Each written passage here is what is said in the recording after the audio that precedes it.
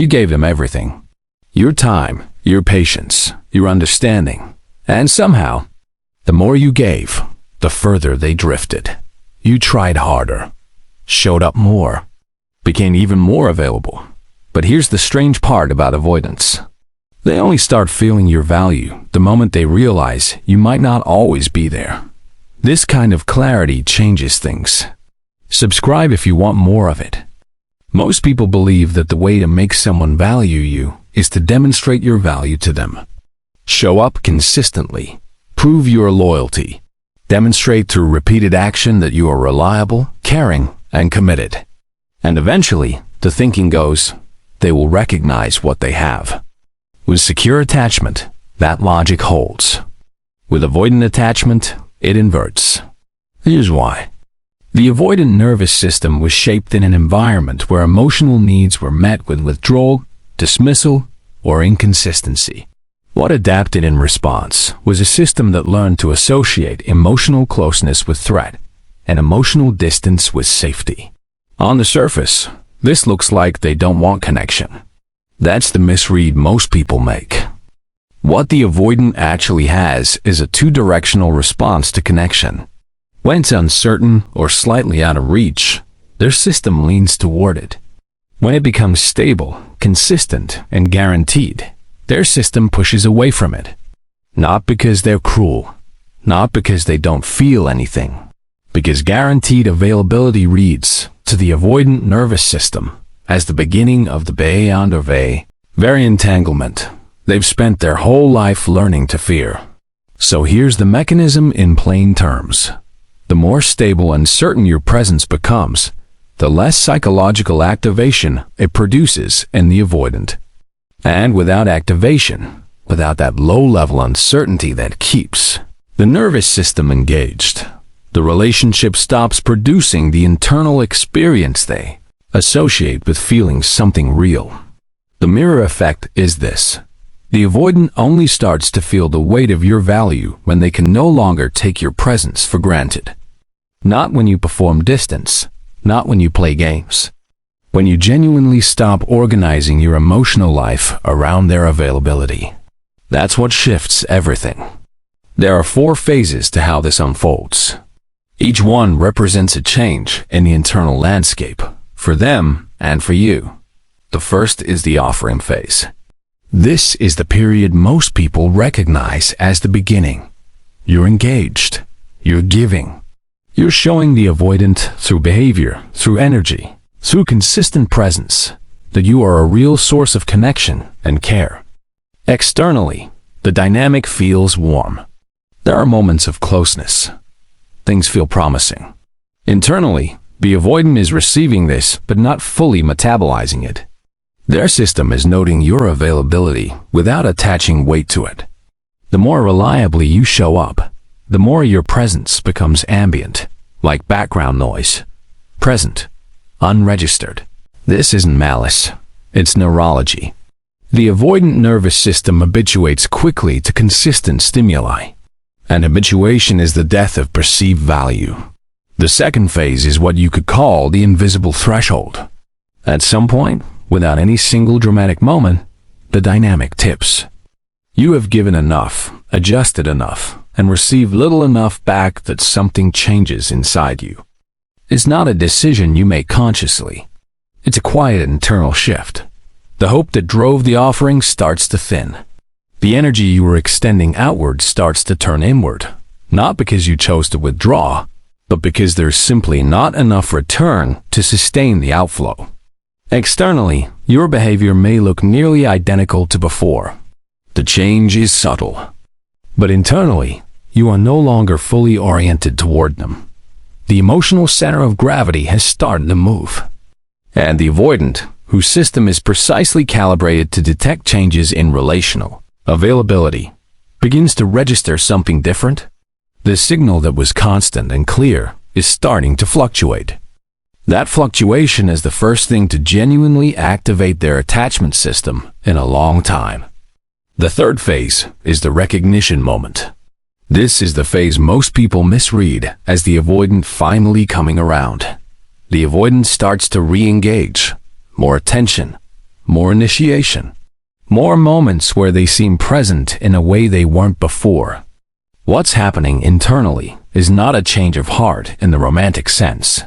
It's a recalibration of perceived value. The thing that was ambient is no longer ambient. It has become uncertain. And uncertainty, for the avoidant nervous system, which was trained to pursue what withdraws and release what stays, produces engagement. What was taken for granted is now, for the first time, something that might be lost. And the emotional weight they couldn't assign to your consistent presence. They can feel it now. Externally, this looks like the breakthrough.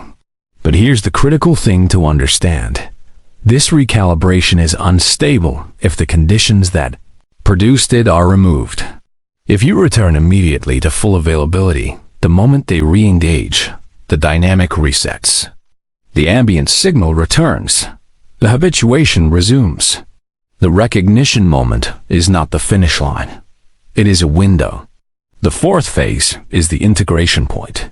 This is where the dynamic either genuinely transforms or returns to its old pattern. If you maintain your recenter position, if you continue to live fully inside your own life, your own standards, your own emotional independence, the avoidant faces a sustained experience of not having you secured. And sustained experience is what the nervous system actually learns from. One moment of uncertainty produces a reactive re-engagement. Sustained uncertainty, experienced over time while you remain present, warm, but genuinely unanchored to their approval, produces something deeper. It produces a restructuring of how they relate to your presence. They stop treating you as a guaranteed fixture. They start treating you as something worth choosing. That's not a trick. That's not a manipulation. That's what real valuation looks like. And it only becomes possible when the old pattern is no longer available to them. Most people, the moment they sense the avoidant pulling back, do one of two things. They either pursue, reaching out more, increasing warmth and availability, trying to re-establish closeness. Or they perform withdrawal, going cold in a calculated way, hoping the manufactured distance will trigger the avoidant's interest. Both of these approaches fail. Pursuit fails because it restores the ambient signal. It removes the uncertainty that was beginning to produce engagement. And it does so while confirming the avoidant's deep operating belief that closeness leads to pressure and demand. Performed withdrawal fails because the avoidant can sense inauthenticity. Their nervous system is highly attuned to relational sincerity. If your distance is a strategy, they read it as a strategy. And strategies can be weighted out. They create temporary activation without any real information about your value. Now look at what actually works. You stop trying to manage the dynamic entirely. You stop calibrating your behavior around their reactions. You stop offering more when they pull back and cooling when they re-engage. You disengage from the cycle, not with hostility, not with performance, but with genuine reinvestment in your own life. You become, quietly and honestly, someone whose emotional center is no longer located in their response to you. And that is the thing no avoidant nervous system knows how to habituate to, because it is no longer a signal they can read, predict, or take for granted. You have become, in the most genuine possible sense, something that cannot be secured by simply doing nothing. There are 5 psychological principles that allow you to move through this with clarity rather than calculation. The first is called value internalization. Most people operate with externalized value, meaning their sense of worth rises and falls with how the avoidant is treating them. Value internalization is the deliberate practice of establishing your worth as a fixed internal condition rather than a variable one. Not self-delusion. Not affirmation. A real, examined understanding of what you bring, and the refusal to let someone else's inconsistency become evidence against it. The second principle is interest redistribution. The emotional energy that was flowing outward toward the avoidant needs somewhere to go. Withdrawal of availability is not sustainable as an absence.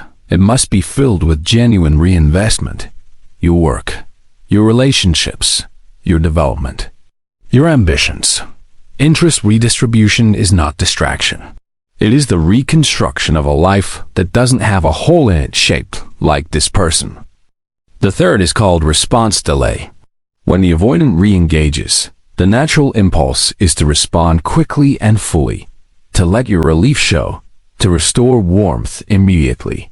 Response delay is the practice of pausing before responding, not to punish, but to regulate.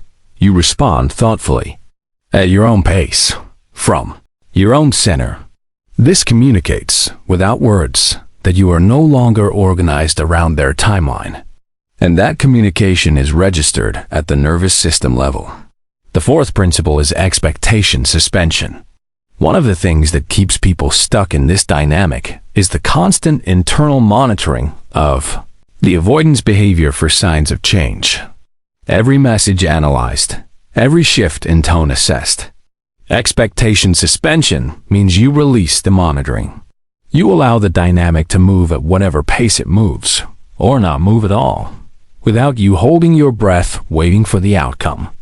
The release of monitoring changes your energy, and your energy is the most honest signal in any interaction. The fifth is called standard transparency. At some point, if the dynamic is going to genuinely transform, what you require needs to be stated, not as an ultimatum, but as a clear and calm expression of your actual needs. Standard transparency is the practice of saying what works for you and what doesn't, directly, and without apology. Not demanding. Informing. The avoidant who is genuinely capable of growth needs to know your actual terms, and the one who isn't will reveal that too. Here's what this is really about. It's not about making an avoidant value you. It's about understanding why you were waiting for them to. Because at some point, the real question isn't why they couldn't see your value. It's why their inability to see it caused you to question it. You don't earn your worth through someone's recognition of it. You carry it, fully, before they see it, while they see it, and after they stop looking. You don't shrink to fit inside someone else's comfort zone. You build a life that requires them to expand to enter yours. You don't perform indifference to create interest. You build genuine fullness, so there's less room for their absence to hollow you out. The mirror effect isn't a technique. It's a revelation. It shows you that the moment you stopped needing their validation to feel whole, that was the moment you became someone genuinely worth valuing. Not to them, to yourself. And that, in the end, is the only mirror that ever told the truth. Every relationship you've ever been in has been a reflection of what you believed you required from outside yourself in order to feel complete. And this dynamic, the one that asked you to give more and more in return for less and less, has been one of the most efficient teachers available. It showed you where your self-worth was rented instead of owned, where your sense of security was borrowed from someone else's mood, where you were asking a person with an avoidant attachment system to give you something they were architecturally prevented from giving, and then interpreting their inability as evidence of your inadequacy. That interpretation was always wrong. Emotional intelligence is not the ability to fix someone else's pattern.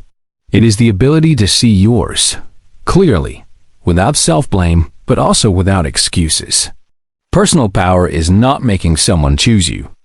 It is becoming so full of yourself that your own choice, to stay or to go, to invest or to redirect, is the only one that carries real weight. The avoidant will start to value you when you stop needing them to, not as a tactic, as a fact, because a person who is complete, who is genuinely, unperformatively whole, is the only kind of person the avoidance system has never learned to take for granted. You are not a variable that adjusts to their comfort. You are a constant. Act like it.